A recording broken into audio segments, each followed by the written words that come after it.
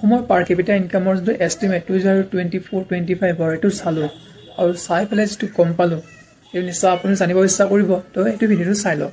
যে আমাৰ এষ্টিমেট কিমান 1,54,222 টকা অৰ্থাৎ 1,54,222 টকা আমাৰ পাৰ কেপিটা ইনকাম তো এইটো ক্ষেত্ৰত আমি জানিবলগীয়া কি আছে যে এজন মানুহে যদি আমি 1,54,222ক 12 মাহেৰে হৰণ কৰি দিওঁ কাৰণ এটা বছৰ হিচাপত ওলাই তো আমাৰ কিমান হয় প্ৰায় 11,000 12,000 সামথিং হয় তো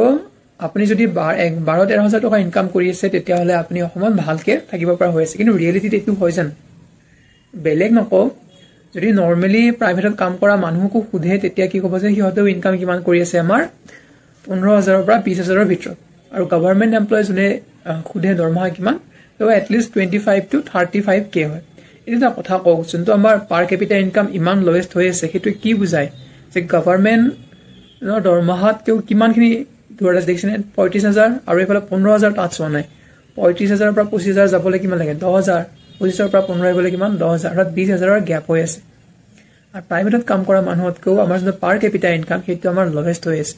তো এটা বুজি পাইছে আমাৰ অসমত ফাইনান্সিয়েলৰ অৱস্থা কিমান কোনফালে যায় আছে আৰু এটা কথা ভাবো যে যোনটো পাৰ কেপিটা ইনকাম সেইটো ব্যৱহাৰ কৰাতকৈ আমি যে পাইছিলো ক্লাছ 9 10ত মধ্যমা বহুলক এই বহুলক যোনটো আমাৰ বিভাজন সেইটো বেছি উপযুক্ত হয় কাৰণ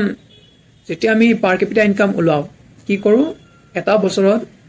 ষ্টেটৰ যিমানখিনি ডমেষ্টিক গ্ৰছ প্ৰডাকচন হয় সেই গোটেইখিনিক আমি টোটেল পপুলেশ্যনৰ সংখ্যাৰে হৰণ কৰি দিম তেতিয়া আমাৰ কি হয় ইকুৱেল ডিস্ট্ৰিবিউশনটো নহয় কোনোবা বহুত হাই আৰ্নিং মানুহ থাকিলে কি হয় সিহঁতৰ যিখিনি ইনকামো আমাৰ লোৱেষ্ট আৰ্নিং ইনকামৰ মানুহৰ লগত মাৰ্জ হৈ যায় কিন্তু বহুলক যদি এপ্লাই কৰো সেইটো বস্তু এতিয়া এপ্লাই নহয় বহুলকত এটা ৰিয়েল চিত্ৰ আমাৰ ওলাই পৰিব যে ৰিয়েলিটিত হৈ কি আছে মই চৰকাৰক আপিল কৰো যে পাৰ কেপিটা ইনকামৰ ঠাইত বহুলকটো প্ৰয়োগ কৰা যাওক আপোনালোকে কি কয় জনাব ধন্যবাদ